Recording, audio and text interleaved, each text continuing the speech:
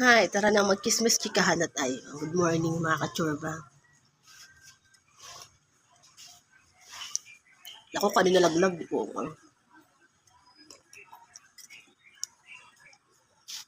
Ay nako. Kaya dahil dyan, tara na ang magkismis chika. Kasi naala ko lang.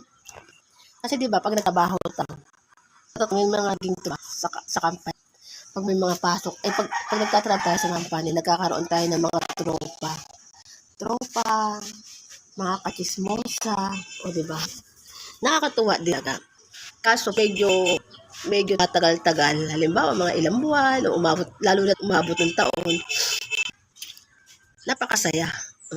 Pero hindi mo rin talaga maiwasan talaga na magkachismisan-chismis. Yung kahit mo, kunyari, absent ka, may mga time na hindi mo alam na yung kasama mo, sila yung mag-chismis about sa'yo.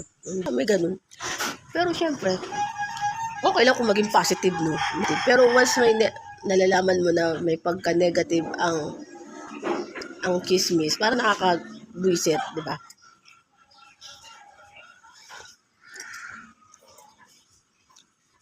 Pero syempre, kailangan maging ready lang tayo palagi sa kakachismis. Kung magkaroon naman ng mga tropa, mga kagrupong mga katropa sa isang lugar, sa pwesto ng company, mas maganda na hindi mo agad lahat ikikismis. Kasi may mga time na napakasaya ng napakaraming tropa. Pero pag nagkaroon ka ng problema, kwento, lalo na kung mga problema yung kwento mo, nakukwento natin talaga. Kaya lang may time na may mga privacy na. May mga privacy na. Especially kung hindi naman mga walang kwentang kasama at mga walang kwentang ikismis. Wala lang, deadma lang. Kaya kahit masama ang pakiramdam mo o malungkot ka sa pagpasok, wala, deadma lang. I-deadma mo lang na i-deadma kasi hindi mo naman lahat kailangan maging ready na pagchichismis sa mga katrabaho. Kaya ganun. So dumating sa point din na may mga time din talaga pag may mga marami kang katropa. May mga time din na pag nangangailangan din ng may mga kunyari wala kang pamasahe, wala kang pangkain, pero gustong pumasok ng trabaho. Siyempre, doon mo makikita kung may tropa kang medyo may extrang budget. Alam mo tipo kahit tinatamad ka magtrabaho, nagkaka-chat kayo na hindi papasok kasi walang baon. Parang estudyante. Pero dahil masaya kang tao, bilang kaharap, bilang kasama sa trabaho, talagang meron kang nagiging tropa na sige pumasok ka pa, utangin kita. Kay sayang yung isang araw kung hindi ka papasok, hindi tayo makakachismis. O nakakatawa yung mga ganyan. Kasi may mga nagiging mga tropa ko sa pagpasok ng mga, alam mo yung tipo kahit nakakapagod ang pasok, pero ang sarap pumasok dahil nga masaya. Tapos lalo na kapag meron kang katropa na may kusa mismong may mga dalang baon, kanin, ulam, ay papasok ka na lang talaga.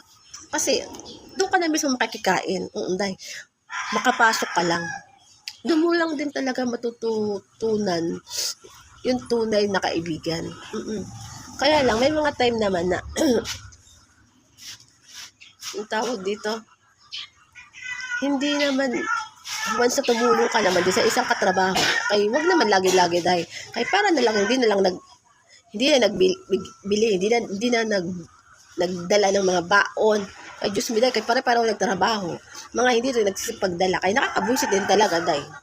Hindi ko, ganun, pag na lang kumain, kay mag-diet ka lang, kaya ang hindi naman, at kaya din naman, lagi ikaw ang magdala ng depende kung medyo social ka, mamigay ng mga baon.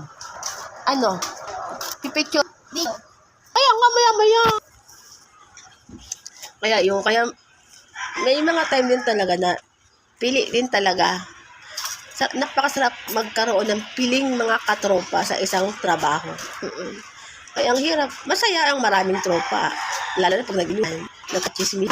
Pagdating sa, especially ng Datsula, wala ka masyadong kailangan mo pa rin maging ng pera. O, almusal ka? Bakit? Bumili ka ng doon. Sino nagbabike ng mo? Ate, asan yung bike mo? Si Simon na gamit?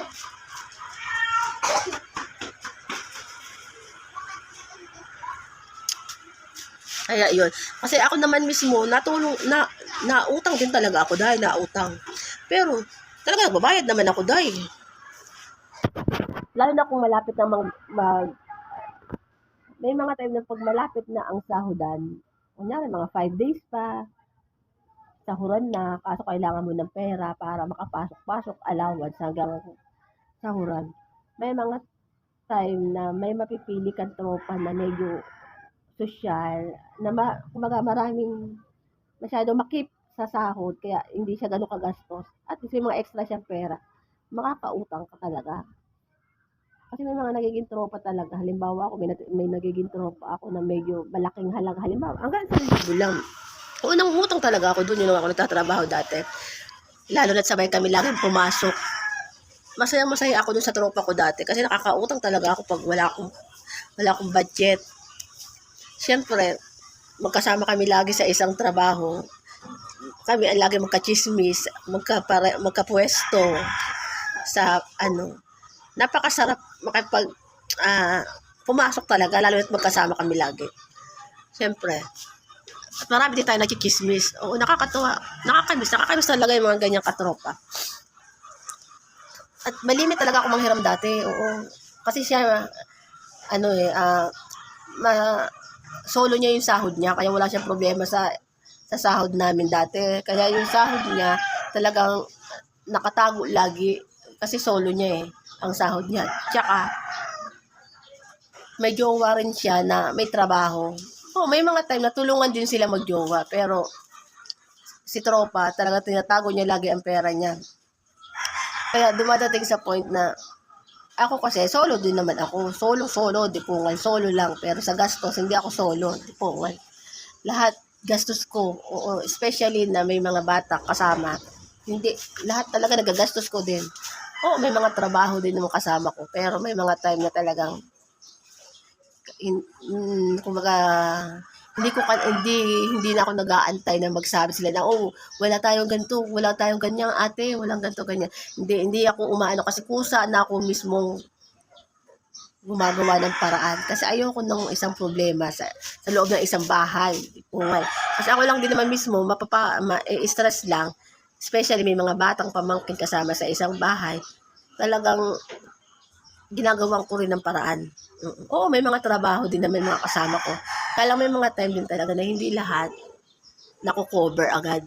So, syempre, dahil na single nga ako, na kung sa totoo lang, makip ko yung sarili kong pera, pero never.